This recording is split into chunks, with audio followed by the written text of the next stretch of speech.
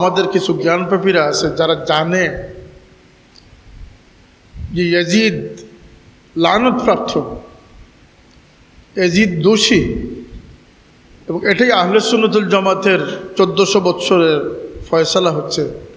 আপনারা জানেন যে মানাকিবে হুসাইন, ইমাম হুসাইনের ফজিলতের বর্ণনা হাদিসে মুবারাকায় রয়েছে। বলেন সুবহানাল্লাহ। হুসাইন কে হবেন, হুসাইনের দরজা কি হবে, এটা আল্লাহর নবীও বলেছেন। হাদিসের পৃষ্ঠায় সেটা সেই মানাকিব লিপিবদ্ধ আছে। কিন্তু কারবালার ঘটনা হাদিসে লিপিবদ্ধ নয়, এই জন্য যে এটি আল্লাহ নবী সাল্লাল্লাহু আলাইহি ওয়াসাল্লাম ওফাতের 50 বছর পরে সংগঠিত হয়েছে। এই ঘটনা আমাদের জন্য ইমানের একটি মাইয়ার বা একটি মানদণ্ড হয়ে গেছে। এই জন্য যে আজকে উম্মতে মুসলিমার একদল ইমাম হুসাইনকে সাপোর্ট করতেছে, একদল ইয়াজিদকে সাপোর্ট করতেছে। যদিও ইয়াজিদের পক্ষের মানুষের সংখ্যা 1001 জন, 999 জন হুসাইনের পক্ষের মানুষ রয়েছে। কিন্তু তাদের কূটকৌশল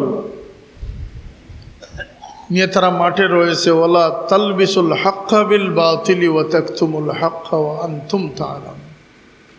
তারা সিরাতের কিতাব জানে, তারা মোল্লা আলী কারি রহমতুল্লাহ আলীর কিতাব পড়েছে, সানাউল্লাহ পানিপুত্তি রহমতুল্লাহ আলীর কিতাব পড়েছে, মাজাহিবে আরবার ফয়সালা তাদের জানা আছে, ইমাম আইম্মাদের উক্তি বিবৃতি তাদের জানা আছে, তারিখগুলোর পৃষ্ঠা তাদের জানা আছে। কিন্তু তারা এমন জ্ঞান পাপী, জেনে শুনে তারা তাদের মুখের জোর দ্বারা তারা চাইতেছে যে ইয়াজিদকে প্রতিষ্ঠিত করে হুসাইনকে আমাদের অন্তর থেকে মুছে ফেলার চেষ্টা করছে। আমরা এই অর্থে সৌভাগ্যবান যে আমরা কোনো সাবাবাজিকে গুরুত্ব দিচ্ছি না। আমরা আমাদের সলফে সালেহিন, আমাদের পূর্বসূরীদের মত পথের উপরে আল্লাহ পাক আমাদেরকে রেখেছেন, মৃত্যু পর্যন্ত যেন আল্লাহ সেটার উপরে আমাদেরকে বাকি রাখেন। আর হুসাইন রাদিয়াল্লাহু তাআলা আনহু যে চক্রান্তের শিকার হয়েছেন, যার রুশানলে তিনি শাহাদত বরণ করেছেন, সেই ক্ষমতালোভী ইয়াজিদ, সেই ইয়াজিদের কারনামা, তার যদি সেই ইতিহাস আমরা দেখি যে কেবল ইমাম হুসাইন রাদিয়াল্লাহু আনহু সপরিবারে সঙ্গী সাথী সহ শাহাদতের নেককারজনক ঘটনার নায়কও ইয়াজিদ নয়। ইয়াজিদ ওই ব্যক্তি যে তার সৈন্যবাহিনীকে, তার সেনাপতিকে নির্দেশ দিয়েছিল যে মদিনায় তোমরা আক্রমণ করো, মদিনা 3 দিন 3 রাতের জন্য মদিনা তোমাদের জন্য হালাল করে দিলাম। এবং ইতিহাস উল্লেখিত রয়েছে প্রায় 700-র অধিক সাহাবায়ে কেরামকে ইয়াজিদ বাহিনী শহীদ করেছে। জলিল কদর সাহাবীকে ইয়াজিদ সৈনিকরা, ইয়াজিদের সৈন্যরা থাপ্পড় মারার মতো দুঃসাহস দেখিয়েছে। 3 দিন 3 রাত রওজায়ে রসুলের নিকটবর্তী মসজিদে নববীতে আযান একামত বন্ধ ছিল। 3 দিন 3 রাত। আল্লাহর নবী মদিনায় তৈবায় হিজরত করার পর থেকে নিয়ে আজ অবধি এই ইয়াজিদ বাহিনীর তাণ্ডব ব্যতীত মদিনায় তৈবার আযান একামত আজ অবধি বন্ধ হয় নাই। সুতরাং ইয়াজিদ লানতের প্রাপ্ত না ধন্যবাদের প্রাপ্ত। এবং ইতিহাসে আরও কলঙ্কজনক অধ্যায় রয়েছে। প্রায় 2600 মহিলা মদিনার বাসিন্দা, যারা দুনিয়ার সব অঞ্চলের বাসিন্দার চেয়ে যাদের ফজিলত বেশ। মদিনায় তৈবার কবরস্থানের মর্যাদা আমাদের শাহী কবরস্থানের মর্যাদার মতো নয়। হাদিসে বাব রয়েছে আহলে মদিনার ফজিলত। কিন্তু দুরাচার ইয়াজিদ বাহিনী সেই মদিনায় তৈবার পুত পবিত্র ভূমির সতী সাদী 2600 নারীকে প্রেগনেন্ট করেছিল, গর্ভবতী বানিয়েছিল, অবৈধ গর্ভবতী বানিয়েছিল। মক্কা শরীফ, মক্কাতুল মুকাররমায় আক্রমণ করেছে, হাজিদেরকে হত্যা করেছে, কাবার উপরে ডিল নিক্ষেপ হয়েছে, কাবার গিলাফে আগুন ধরিয়েছে।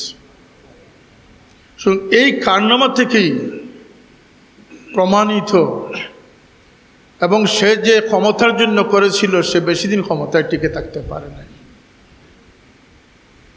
সে অতি অল্প সময় 3 থেকে 4 বছরের ভিতরে তার খেলাফত শেষ হয়ে গেছে এবং তার মৃত্যুটি অত্যন্ত লজ্জাজনকভাবে তার মৃত্যু হয়েছে বলে ইতিহাসে উল্লেখ করেছে। আজ পর্যন্ত এজিদের কবরের কোনো নিশানও পাওয়া যায়নি।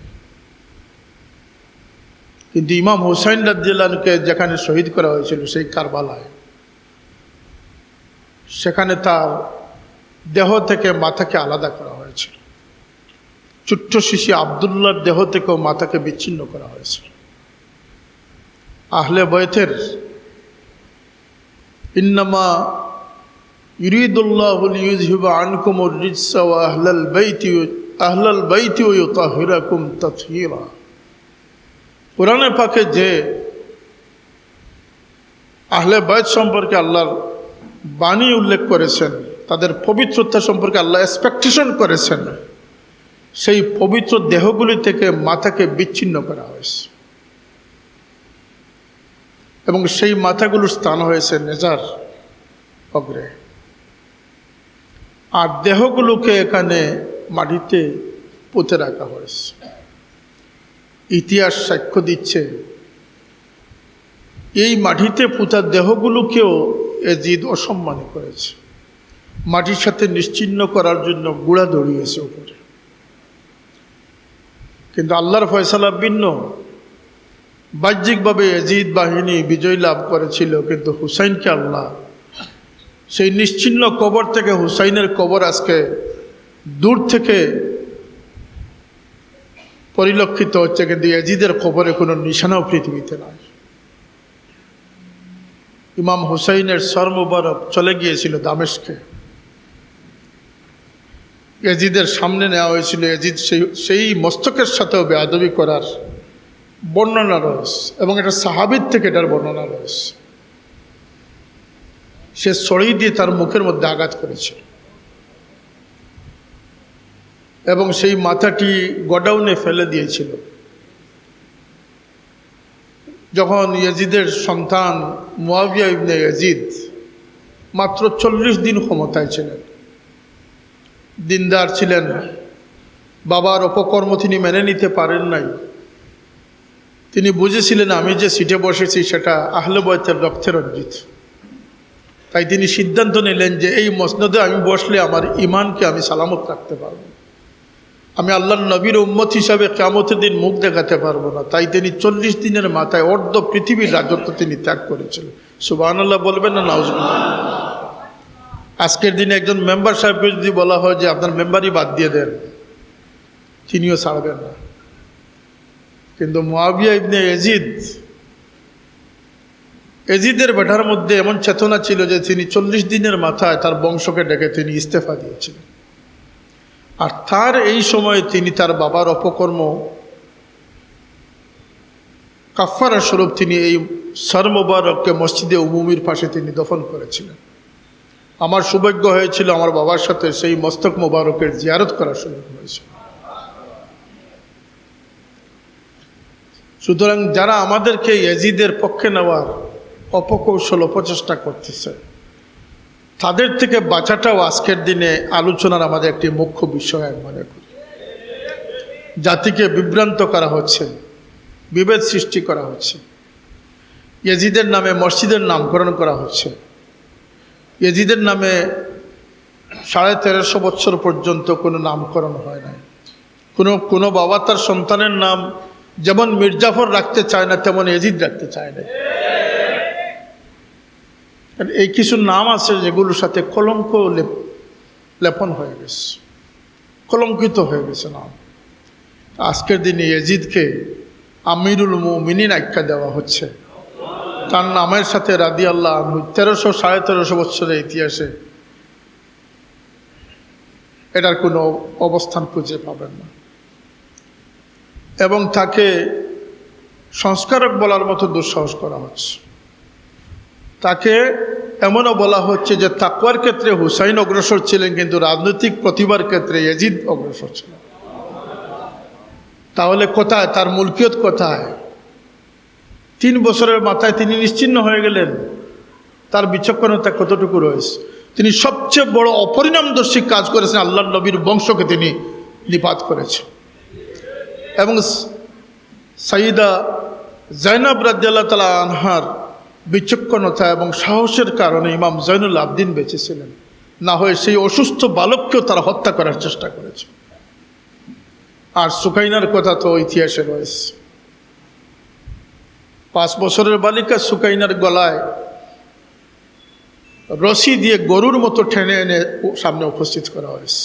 এই আহলে বয়তের অসম্মান, তাদেরকে বেড়ি পরিহিত অবস্থায় রশি গলায় ঝুলিয়ে, দুনিয়ার এমন কোনো রাজাদিরাজ নাই যে তার সামনে নিবে আর সে বেয়াদবের খাতারে না যাবে, সে ইজ্জতের মালিক হবে এবং কিয়ামত পর্যন্ত সে লানতের মালিক হবে।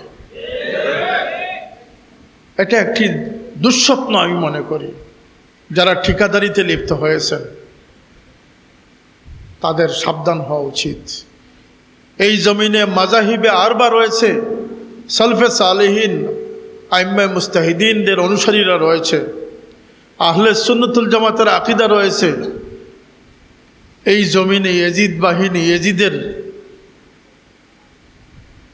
বিজয় ছিনিয়ে আনা কোনোদিনই সম্ভব হবে না। হুসাইন জিন্দাবাদ চলতেছে, হুসাইন জিন্দাবাদ চলতে থাকবে।